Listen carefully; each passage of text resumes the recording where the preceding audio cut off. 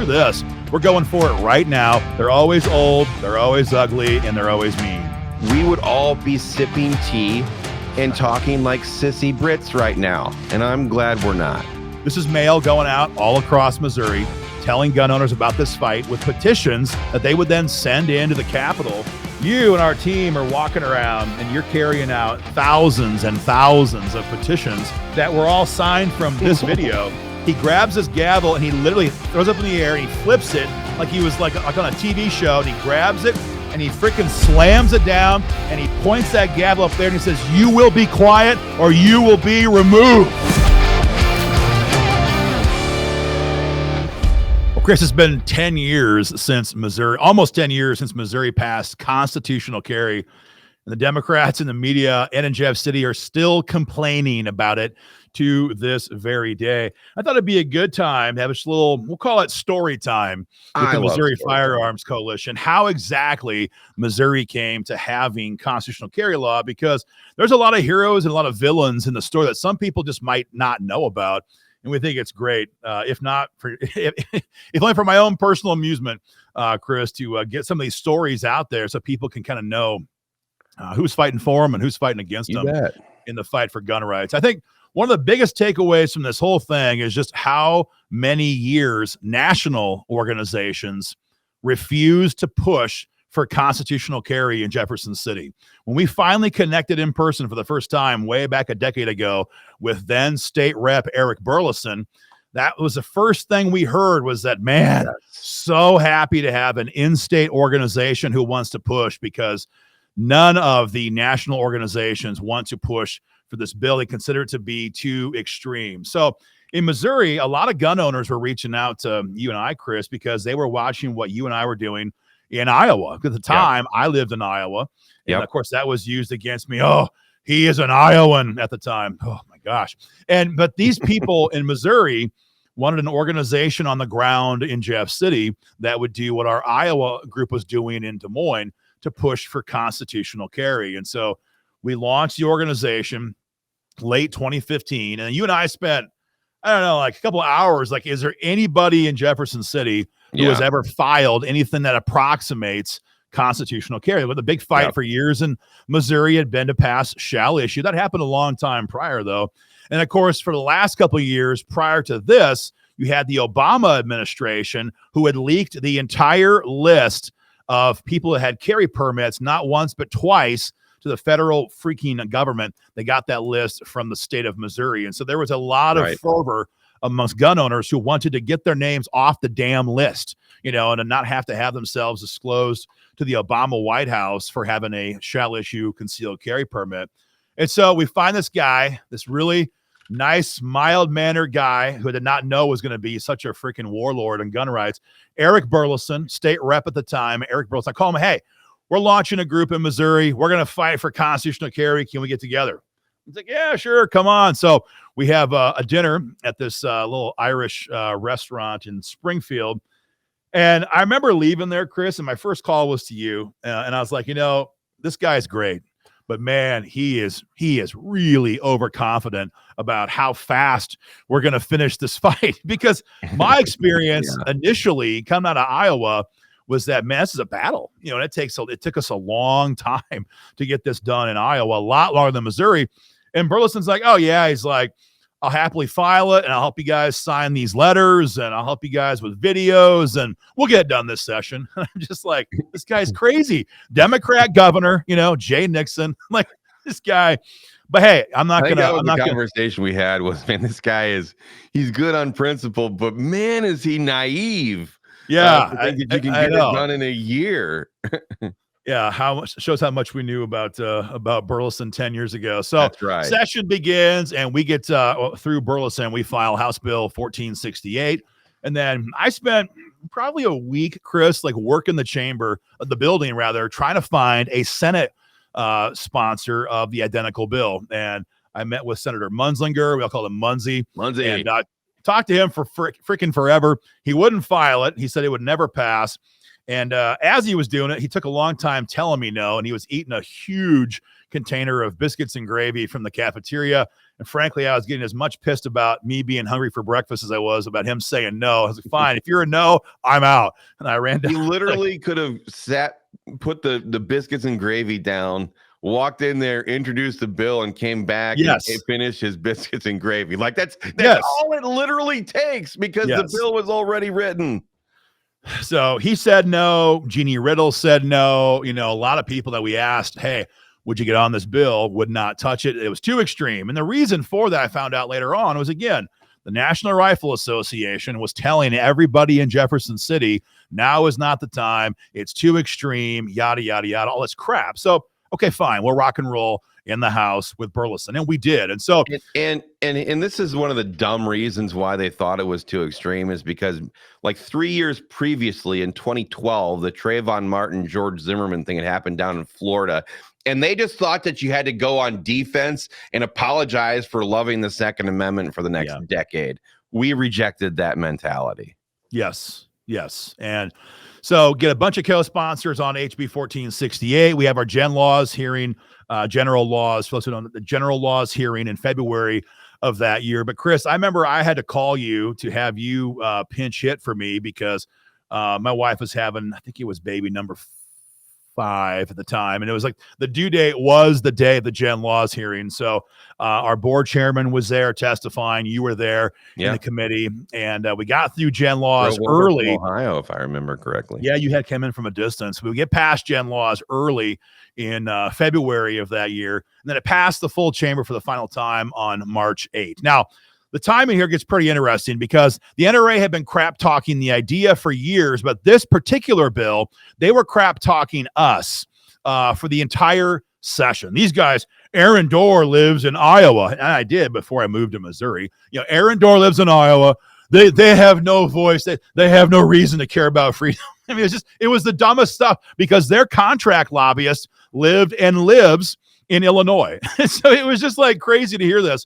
And it was too extreme. It won't pass. It won't pass. It won't pass. It won't pass. And then, by gosh, it passes the House on March 8th. Now, all of a sudden, everything changes, because now this is the gun bill for the election year 2016. This is going to be an election year for the books, right? It's Donald Trump versus Hillary Clinton. This is going to be a mega huge presidential election year, and everybody knew it. And so now we have the gun bill, the only gun bill leaving the train station that year.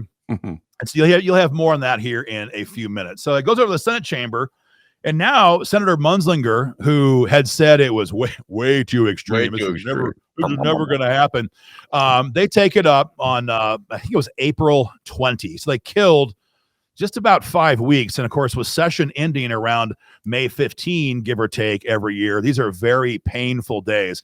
And they amended the crap out of it, and they ran the clock out on it, and it goes back over to the House, and the House has to now agree to concur with these amendments. But the House wouldn't, because some of the amendments were absolute crap. And so I'm sitting here talking to Burleson, Chris, and we're just like, I mean, Eric is a very nice guy. So maybe far nicer than me. I'm starting to see red. Like, we have this mega gun bill on the move right now, and we're being stalled in the Senate chamber by a bunch of guys who say they're 100% pro-gun.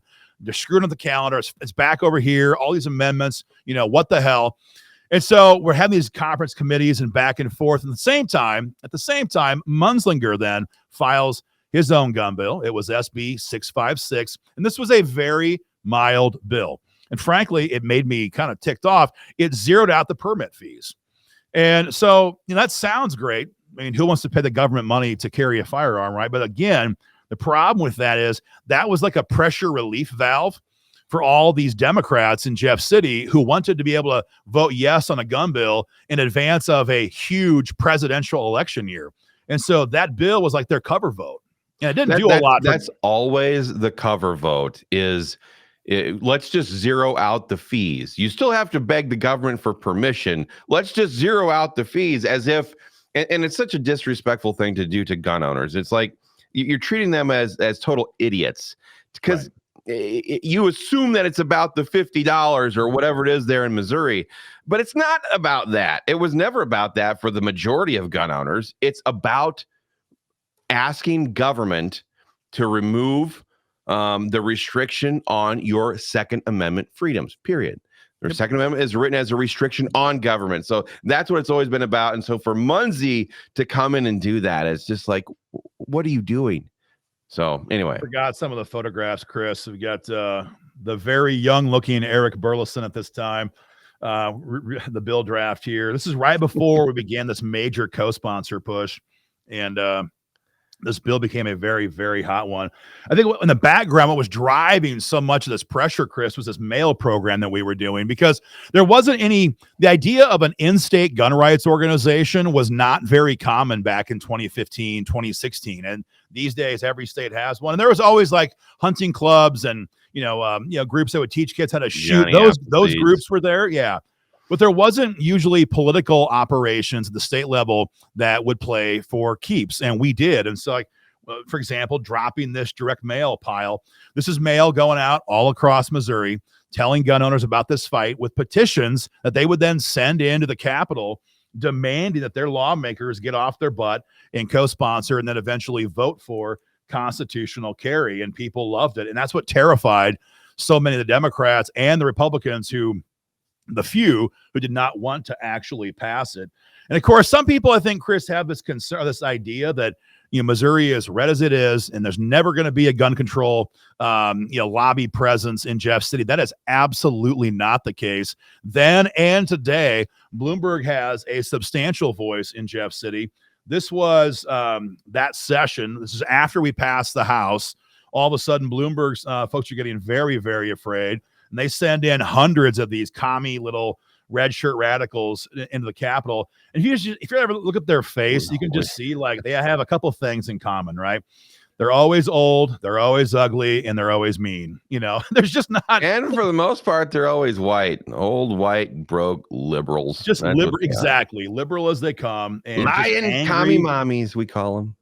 Terrible people, and they knew that we were rocking now. We passed it out of the House, and now there's real things happening. So Munzinger then puts his bill into play, and it passes the Senate last day, I think it was, of February 2016. It goes to the House for the committee action, then on the floor way, way late in May. We were basically, I think maybe the bill was being held up, maybe not. I guess I never really know for sure about that.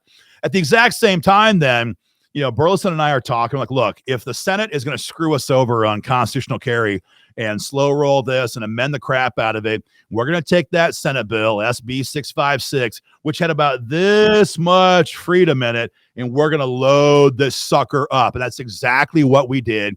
We amended it to include constitutional carry, and we're about to ram that back over to the Senate chamber. And then our long-lost friends, the National Rifle Association, decides, hey, this gun bill is moving. And so they ask permission, and they put a kind of a crappy version, but it's okay, I guess, version of Castle Doctrine. Oh, it was enhanced Castle Doctrine onto the bill. And it was a weird deal in Missouri code at that time, Chris. So if you're at my house visiting me and we get attacked, home invasion crew, whatever it was, at that time, technically, it'd be illegal for you to use a firearm in self-defense on my property. It was a super weird deal. And so Enhanced Castle fixed that disaster. And we also got lifetime carry permits on there and some other miscellaneous cleanup stuff. And I'm talking with Burleson, hearing all this. I'm like, yeah. And on the one hand, I mean, I didn't mind because we're getting more wins. But on the other hand, when a bill gets bigger and bigger and bigger, it gets harder and harder and harder to pass it. Brings on more and more opponents and enemies to it. Yeah, definitely. And I was kind of starting to wonder, is this a deliberate attempt to tank this or not? And I never really could get an answer, I guess, on that per se. But finally, the last day, I was just like, man, if we're going to do this point, you can't stop it because all these people are adding this crap on. So this is when you gave it what do you call it? The Iowa treatment. Yeah. So we're like, hey, you know what, baby? If we're going to amend it, we're going to amend it.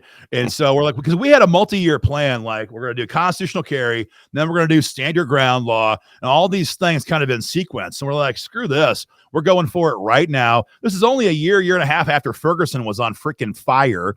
And everybody in Missouri knew that we had to retreat before you could use defensive force. And so we're like, screw it. We're going to put on stand your ground law. But this literally happened. It was like 10 o'clock in the morning, and we had floor action coming up, like, I don't know, right after lunch. And we're like, damn, there's hardly any time even to draft it. And so I called Rick Bratton, who was a state rep at the time. He's now a senior state senator in Jeff City. I was like, Rick, you got stand your ground law the way it looks. Can we take it?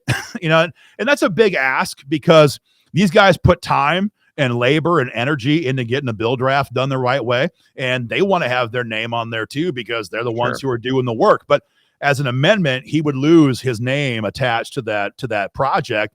And he's like, man, take it and run, best of luck. And so we did. We took Rick Bratton's stand your ground law language and we jammed that sucker in there as an amendment. So when we sent little old SB 656 back over to the Senate, it was the biggest state level gun rights bill at that time. It was not just in Missouri, anywhere in the country. It was a massive victory for gun rights. So the Senate Democrats see this, and now they're pissed because they had their cover vote on SB 656. That was the little zero permit fees, no big deal. And this was not what they had agreed to. And so we had to use a PQ motion. It was I think this was the third time, it may have been the fourth time, but it was the third or fourth time in Missouri history that a PQ motion was used. And what that does is when the Democrats filibuster and they talk for days and days, a week or more sometimes, to stall the Senate, you invoke a previous question motion, the PQ motion. It ends debate and it calls for the vote. And we were low on time. This was March 13. It was the last freaking day. And we let the Democrats complain for 2 hours. PQ motion, boom, got it done, and put it on Governor Nixon's desk. But of course, that was only half the battle, because we still have a Democrat governor in the governor's mansion a block away from the state capitol. And so many people, Chris, will always say, well, there's no point in trying to pass a gun bill unless you have all of your victories secured. You have to have a majority in this chamber, a majority in that chamber. You got to have the governor on board.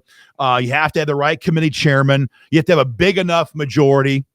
It's just so many times, they don't want to, they as an activists and lawmakers alike, they don't want to even put their bill on the field of battle and see what happens until they're assured of victory. And that's just not how politics works. Well, it's so dumb. And my canned response to that is always, thank the good Lord above that George Washington didn't share such a ridiculous worldview, because had he sat there and weighed all of his options and waited until everything was guaranteed success, we would all be sipping tea and talking like sissy Brits right now. And I'm glad we're not. Yes. And so big victory goes to Jay Nixon's desk. He sits on the bill for about a month. And then, of course, no big surprise, the bill is vetoed. And so all the and the Dems are spending, Bloomberg is spending tons of money. They're doing full page paper ads in the Post-Dispatch. They're doing digital. They're doing TV ads. This was a big, big deal, because I think Bloomberg actually is not as stupid as, or his political advisors are not as dumb as we'd like to think they are.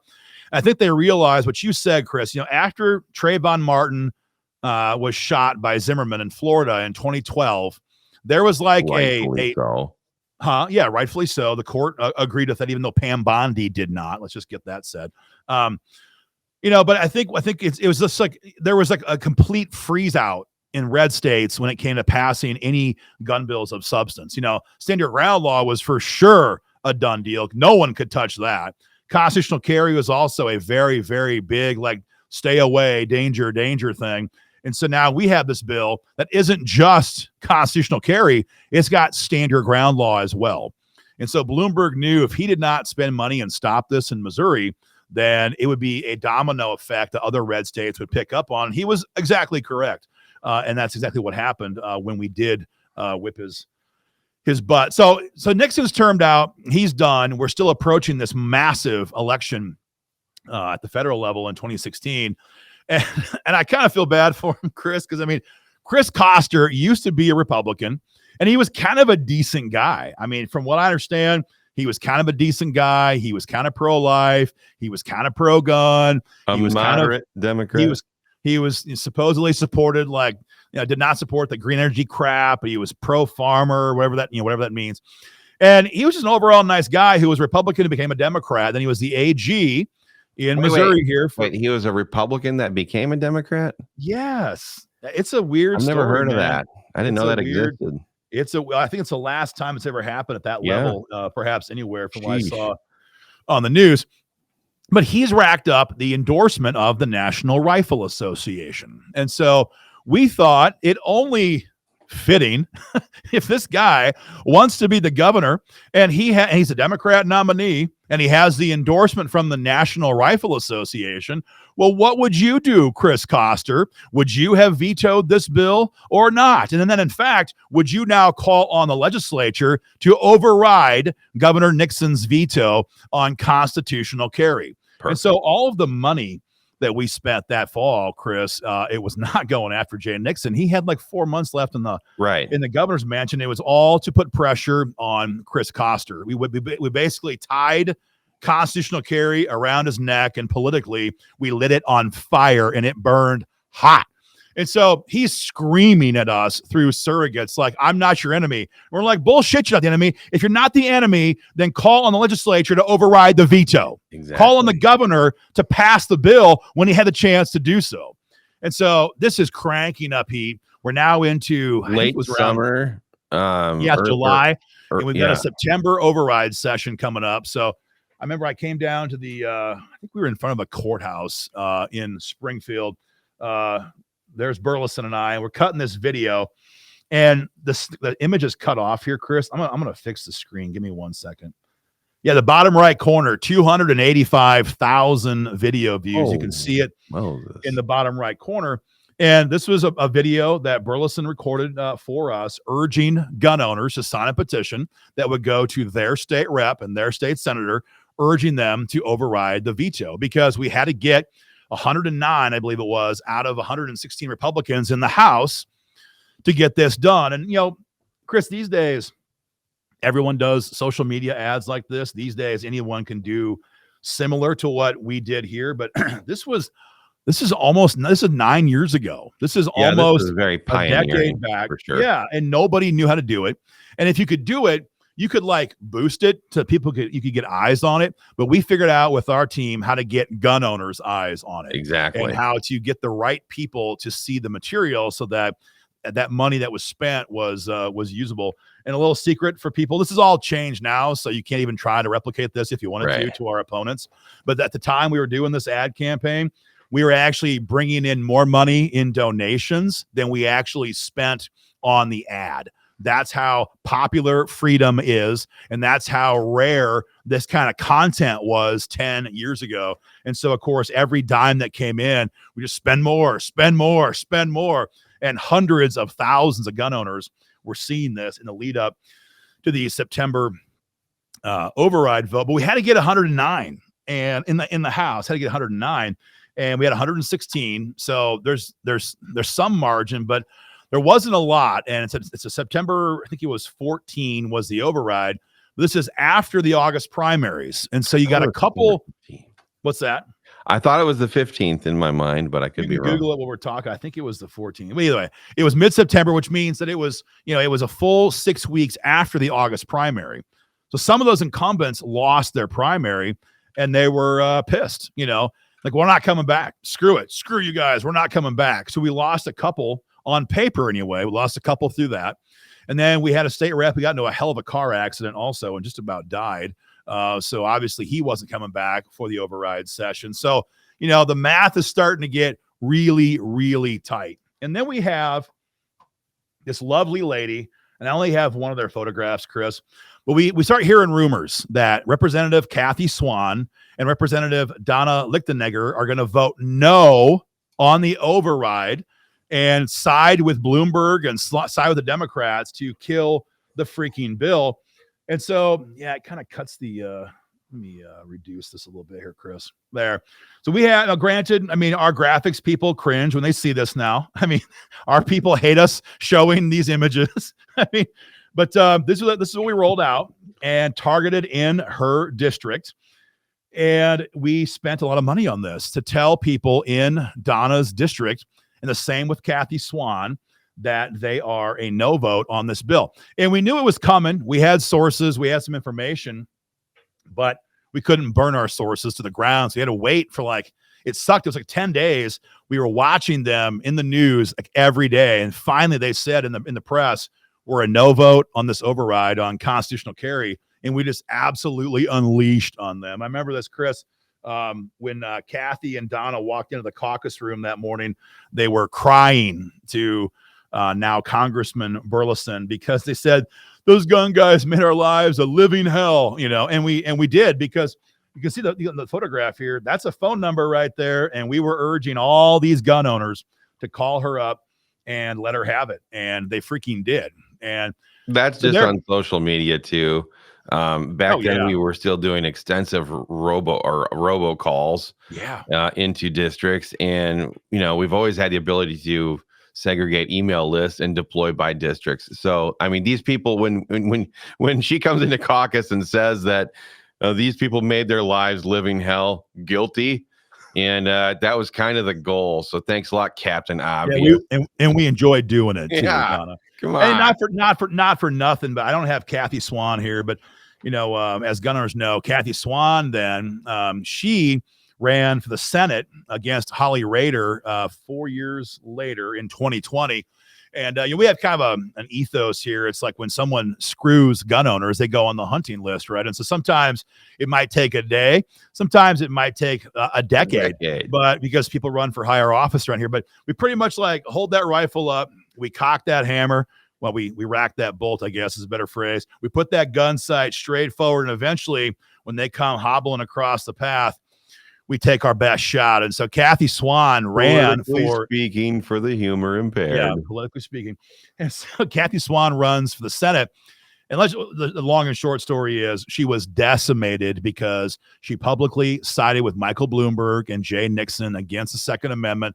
And she was destroyed. I mean, she was destroyed on this issue pretty much single-handedly, and to the point that her adult son was just about having to be visited by law enforcement for the threats he was making on our public Facebook page. It was almost like death threats. It was crazy stuff. So we got our vengeance on Donna and Kathy later on, but that day they were in it being a yes vote. But then, Chris, what was really crazy about this, and this was terrible timing. But again, at that time, I hadn't moved to Missouri yet. At that time, I live in Iowa. And I got this little thing in the mail that many of us have received a couple different times throughout our lives. It's a jury summons. And I had declined it respectfully once. And then I declined it again a second time and somewhat respectfully. And well, the third time, they wouldn't let me get out of it. And so this freaking override session's on a Wednesday, and I have stuck in this jury trial as the jury foreman in Iowa, Adel, Iowa, on Monday, beginning that morning. And so I'm just like, this is not going to work. And so, and that was about a 2.5 day long trial. And I was a jury foreman, and I'm not going to say we rushed justice. It was all on video. The guy was guilty as hell. And so we convicted him swiftly in accordance with swift justice. And I had a car waiting outside in the courthouse parking lot to immediately slap on a suit and drive to Jeff City. But I didn't know when I was going to get out of that. So Chris, you and a bunch of our staff guys have been crisscrossing the Capitol all day. It's a 1 day override session. For those who don't know, so Missouri has an override session 1 day a year, right around September 13, 14, 15 every year. It was the 14th. I looked it up. So, okay. To consider overriding gubernatorial vetoes. A lot of states have a process like this. Missouri's is I wouldn't say it's very unique, but it's pretty unique. It's a 1 day deal, and it happens like 3 months, 4 months after session ends. It's only a 1 day session. So we are pressed for time. So I couldn't wait around. I couldn't, if I missed it, you couldn't recoup the time. So Chris, you're down there. And speaking of a baby face, I got a photograph here. You and our team are walking around and you're carrying out thousands and thousands of petitions that were all signed from this video. So gun owners watch this video from Burleson. They then sign the petition. And then we then physically, in this case, these days it's all done automatically. It's an automatic process. Yeah. And you and Steve and Steven, other guys are going around passing out tens of thousands of these petitions I think in individual offices. If you, you can see it right there on that door. That was right outside of was he the Senate Majority Leader at the time? I think it says future Governor Mike Kehoe. Future Governor Mike Kehoe. And then you can see right around that corner in there, you can see Kehoe's office. Yep. And we walked right in there and chit-chatted with his staff for a little bit. He was always a big supporter of the issue in general. So that was but it was good. Even for supporters, though, it's good to have a reminder from the district that these gun owners, not collective gun owners, these gun owners from my district support the Second Amendment and want me to be a yes vote. And so, you're doing this. It's a lot of times, the other side, this stuff doesn't happen in a vacuum. A lot of times they're hearing big time. Some of these Republicans are hearing from the gun control crowd in their district. So when I walk into an office like that with a big stack of petitions, all from their districts back home, that's a welcome thing of relief to a bunch of these legislators, because they're like, okay, thank goodness. They don't like the fact that the left, these gun grabbing commies, are mobilizing in their districts back home. So when I walk in there with that, they're like, oh, good. Right. Our side is doing this as well. And it gives a lot of them, not that he needed it, but a lot of these people that you walk in their office on, gives them a lot of relief and courage. Like, okay, I'll go fight for my district now. So, and then for the Kathy Swans and the Donna Lichtenegger's, it gives them the opposite, which is like shape up or get your butt kicked in a future primary here in Missouri. So we're down for whichever based on what their current mode is. But Chris, to your point, I can't play it right now here today, but like Bloomberg had been running digital ads statewide. He was doing digital ads statewide all across the state for 2 weeks leading up to this override day. He had a full page ad in the paper the day before and the day of this override session. And of course, it's all lies and hysterics and all this crazy crap.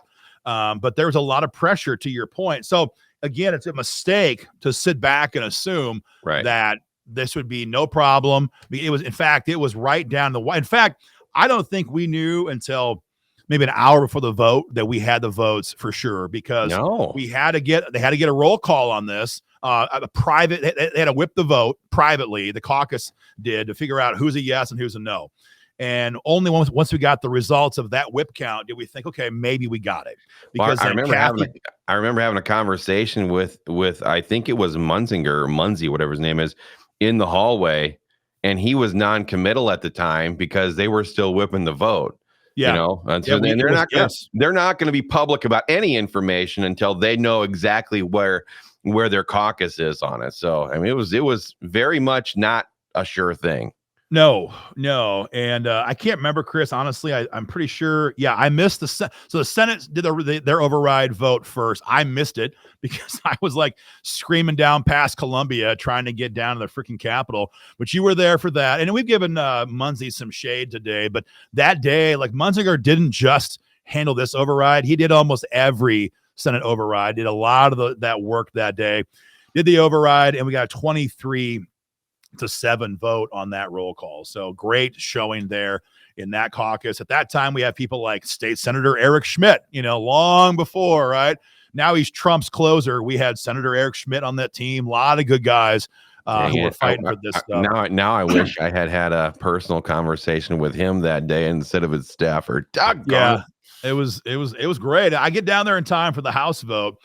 And then the funniest thing about this is, we come up out of Iowa, Chris, you and I, and we're used to states that have no term limits. And so, like in Iowa, we had Senate President Jack Kibbe as kids, and he was a Senate president. He was elected for over 40 years. He basically stepped out of a tank. He was a tank commander in World War II, probably. And he pretty much stepped out of that tank and into the Senate president's chair in Des Moines, Iowa. Yeah. And he was there for decades and decades and decades, and literally 70s, decades, I believe. Yeah. So 40 plus years Well, it's just not that way here in Missouri. And so now, of course, in Missouri, you have term limits.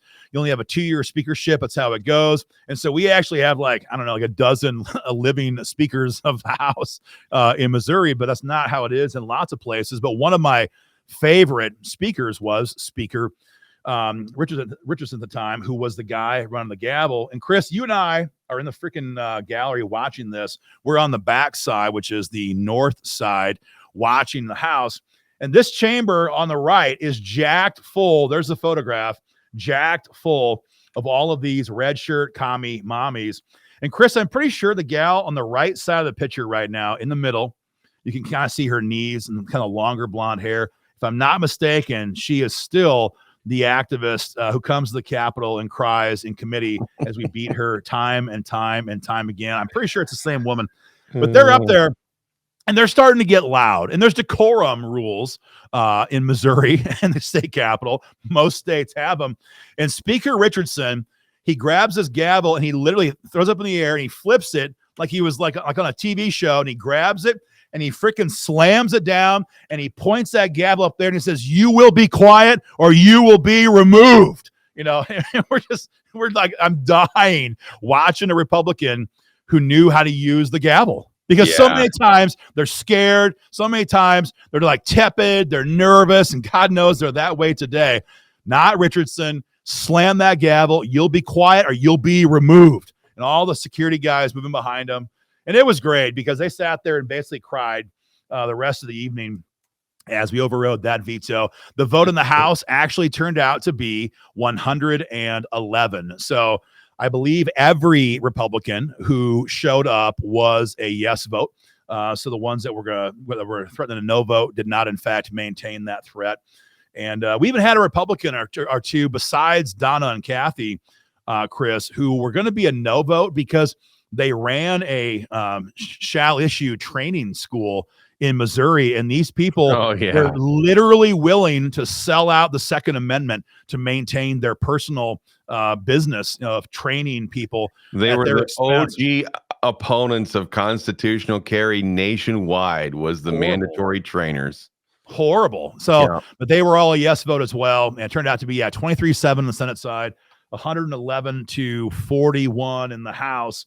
Not for nothing, Chris, but not a single Republican who was a yes on the bill or a yes on the override in either chamber lost their reelection because of that. They never do. That's because, number one, Missouri's a pro-gun state. Number two, we worked our tails off to educate gun owners on where these people stood and what they had done for us. And that night we walked out of the chamber, and Burleson's holding the actual law that the governor had vetoed. And then you see in the top right corner, great big veto. And I grabbed this thing out of his hands, in this video. And I'm like, this is it. And it was a huge. Look at the smile on his face. That's a great look. This guy is crazy.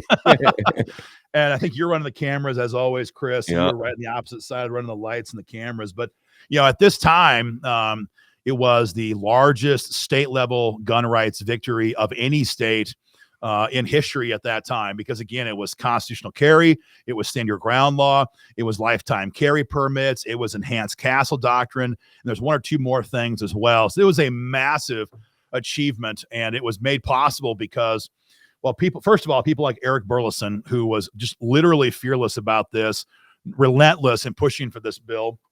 We had great support in the Senate chamber as well, although it came later and somewhat begrudgingly. And we had a tremendous amount of gun owners who had found out kind of for the first time, like, hey, there's a fight going on and I can be involved in it, because we had for the first time the technology, and our team had the wherewithal to use it in the right way, whether it's robocalls, direct mail, but especially digital ads is a big part of this. And we created a massive firestorm of pressure from us gun owners who were very pleased to have a chance to be directly involved in that fight. And it overwhelmed. I mean, I'm sure Bloomberg outspent us 10-1, 20-1. No doubt. But his money was spent on traditional legacy media for the most part, TV, newspaper ads in the Post-Dispatch. And not a lot of folks read the Post-Disgrace here in Missouri. And if you do, you read it for the laughs, because it's all BS. And so that was not money well spent. And it worked out to be a massive, massive victory That was the first big one for the Missouri Firearms Coalition, Chris, but you were definitely involved in that entire fight. And later on, we would pass SAPA law and a lot of additional things. We'll do more videos later on, folks, on some of these other victory stories. But it's important to remember like how this stuff works, because people you think would be your number one ally, like the NRA, they weren't. Republicans who you would think, because they're gun guys, would support you, well, they didn't, because they had a business relationship to maintain the permit system. And the way to mobilize gun owners also was changing much at that time. It's a great story, we think, to talk about. So until next time, guys, get involved today in the fight for gun rights here in Missouri. Go to MissouriFirearmsCoalition.org or join MOFC.com. Take care.